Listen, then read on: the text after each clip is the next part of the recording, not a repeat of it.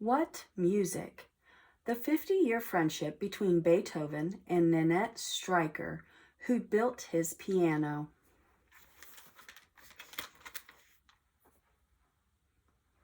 In a tall, narrow building on a wide avenue, pianos plinked and plunked day and night.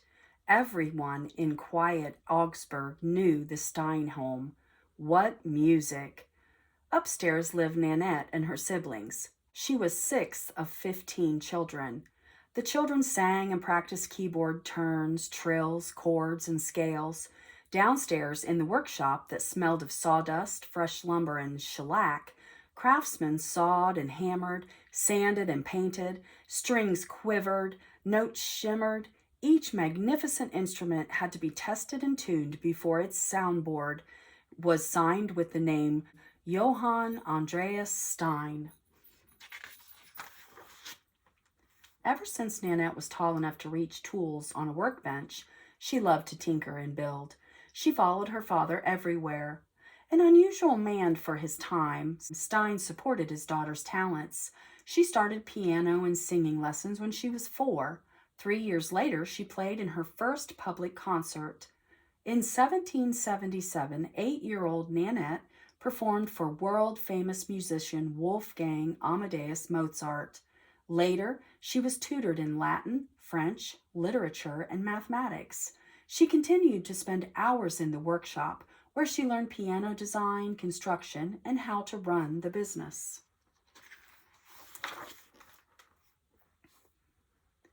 On a balmy April day in 1787, Ludwig von Beethoven, age 17, arrived at Nannette's home. Gawky Ludwig longed to impress Stein and the celebrated piano innovator. Ludwig had not counted on meeting 18-year-old Nannette or her happy family, so different from his own. "Take a seat," they said. "Play something." Ludwig did what he loved best. He trusted his imagination and wove together themes of joy and sadness, rage and hope. What music! As he played, he forgot about his drunken father, dying mother, and needy younger brother back at their impoverished home in Bonn. He forgot about his disappointing trip to Vienna to beg an audience before Mozart. He concentrated on making the piano sing. Bravo, bravo! His performance undoubtedly impressed Nannette, who'd grown up around some of the finest musicians in Europe. Of course, Ludwig knew that he was stupendous. Modesty was never one of his virtues. Unlike Nannette, Ludwig had a hard-scrabble childhood. He was the eldest of 4 children, raised by a cheerless mother. At an early age, tiny Ludwig stood on tiptoe on a footstool to play the keyboard. His first music teacher was his father, a court-appointed singer. If 5-year-old Ludwig didn't follow directions, his father boxed his ears, wrapped his fingers, or locked him in the cellar. The woods became Ludwig's refuge. After a hodgepodge of short-term instructors, Ludwig's family found a long-term coach who insisted he study the Well-Tempered Clavier by composer Johann Sebastian Bach. Ludwig quit school at 11 to make money as an organist assistant. He never mastered spelling, multiplication, or legible handwriting. Luckily, he became an avid reader. Ludwig joined a local orchestra. At 14, he worked from morning till night as an accompanist for church services, theatrical rehearsals, and opera performances. After his mother and infant sister died in 1787, his father's drunk and disorderly charges cost him his job and threatened to land him in jail. By the time Ludwig was 17, he'd become the main breadwinner in the family. In background and personality, Nannette and Ludwig were as opposite as fast and slow, loud and soft, high and low. Ludwig liked jokes and puns, but he could be headstrong, prone to anger, and prickly when criticized. Proper Nannette preferred an orderly life, yet she had a lively way of speaking, a cheerful, open manner, and tender empathy for other people. Despite their differences, they became friends. What they shared was an ambitious dream that someday the piano could be a powerful solo instrument capable of making music as perfect as a palm full of wild raspberries. In 1792, the fathers of Ludwig and Nannette died. Ludwig set off to seek musical fame in Vienna, the glittering capital of Austria and home to nearly 300 pianists and 6,000 piano students. Because she was a woman, Nannette was not permitted by law to take over the piano workshop, even though she was the most experienced person in her family. She had to partner with her teenage brother. A dozen journeymen continued to work for Geschwister Stein brother and sister. In 1794, Nannette married Johann Andreas Streicher and took his last name. A musician and amateur composer, he became the male front who managed the finances, marketing, and correspondences. Nannette remained the brains behind piano design and production. In a bold move that year, she moved the business by Danube River barge in Vienna. In 1802, she and her brother went separate ways. For the first time, she proudly signed her own pianos, Nannette Streicher, Nen Stein, A. Vienna. Nannette Stein Streicher in Vienna.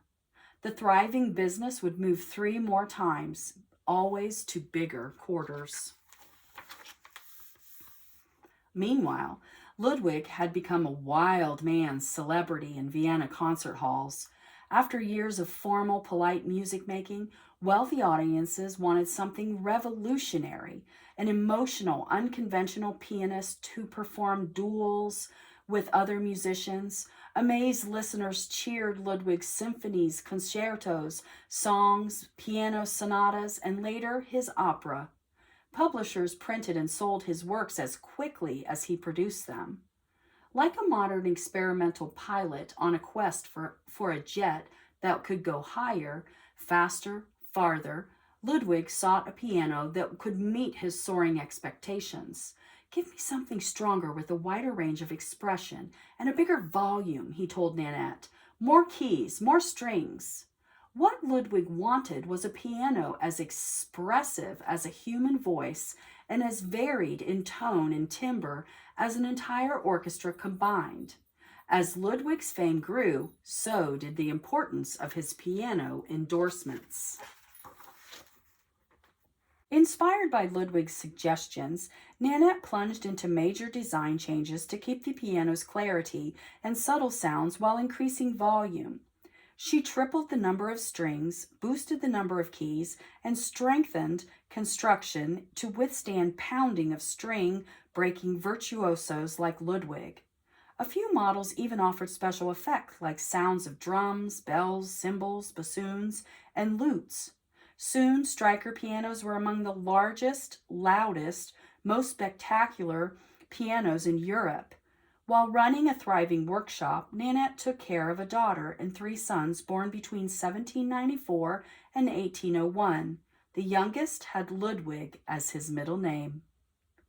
The business produced more than 600 pianos between 1810 and 1815. To encourage music appreciation and sales, Nannette and her husband offered free concerts in a 300-seat concert hall. Statues of famous composers stared down from the walls, including scowling Ludwig. He rented, played, and borrowed more than a dozen different pianos from Nannette's workshop throughout his life. He confided that since 1809, "I have always specially preferred them." At Ludwig's performances, audience members swooned and cheered. Then disaster struck. When he was only 28, he noticed an odd fizzling and sizzling in his ears. Earaches plagued him. Soon he could barely understand friends' conversations or singers' performances. He tried every doctor, every cure. Nothing worked. In a society that treated the hearing impaired as a second-class citizen, he feared having his growing deafness discovered. Who would hire a concert pianist who could not hear? How would he write music? Ludwig struggled to pretend everything was fine. In 1802, he collapsed from exhaustion after rehearsing, conducting, performing, and composing with what hearing he had left. His doctor sent him to the country to rest for 6 months. Surrounded by woods and mountains, Ludwig decided he must change his life. He would no longer hide his deafness. He'd use his suffering to write music to help other people. He gave up performing and focused on composing. During the next 3 decades, he went deeper into the music he heard in his mind's ear to create sonatas and entire symphonies. His boundary-breaking work would forever change the world of music. Throughout these especially difficult years, Nannette's friendship remained a crucial lifeline. He moved 67 times in 35 years and was often her neighbor in Vienna. One summer, a visitor sat at the piano in Nannette's home, puzzling out one of Ludwig's works. Just as they'd reached the last movement, Ludwig appeared, leaned over the piano, still holding his ear trumpet, and demonstrated the right notes on the keyboard. Then he disappeared. Nannette wasn't the least surprised. Ludwig was such a frequent visitor at her home, he was like a member of the family. Her guest, however, was shocked to see the musical superstar in person. Nannette profoundly respected Ludwig and his music, which she played expertly throughout her life. She was honest about his faults. In later years, she compared him to a bear, sulky and forward. Once, because of his ragged clothes and his crazy hair, police mistakenly arrested him as a street beggar. His loud laughter sounded like a scream. He often insulted passerby, and when he shook hands, he nearly crushed fingers. To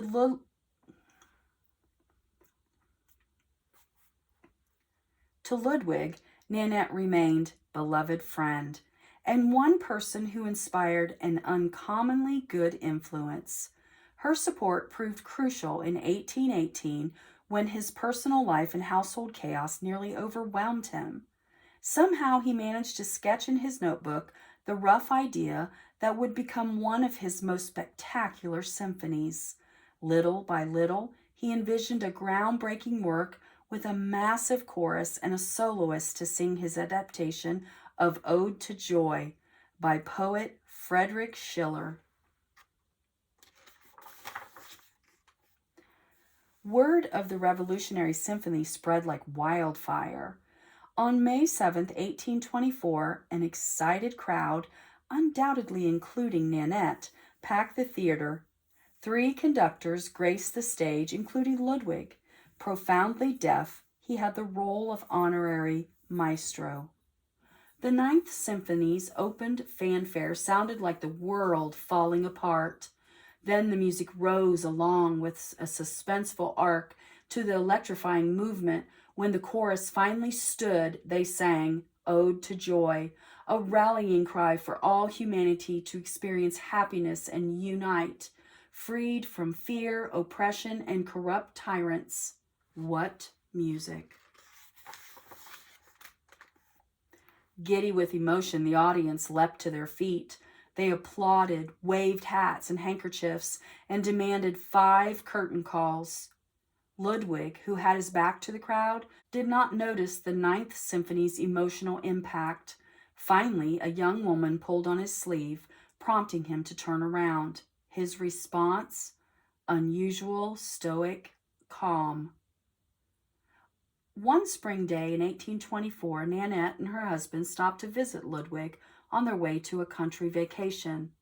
Using a notebook and pen to communicate, Nannette expressed delight in a shared memory. Did Ludwig recall how as a teenager he had played her father's piano? And now, years later, he experienced firsthand the pianos made by her grown son and working partner. Clearly, Nannette was proud that her hard-won enterprise had stayed in her family. After a lingering illness, Ludwig died March 26, 1827. 3 days later, Nannette stood in the courtyard outside Ludwig's home, where the coffin was placed before the funeral cortege, making its way to the cemetery. Nearly 20,000 people lined the streets for the grandest funeral Vienna had ever given a composer. What music! Nannette died January 16, 1833. She was buried in St. Mark's Cemetery. Eventually, her grave and that of her son and husband were relocated to the Vienna Central Cemetery, close to that of her friend, Ludwig von Beethoven. What music! The 50-year friendship between Beethoven and Nannette Streicher, who built his pianos.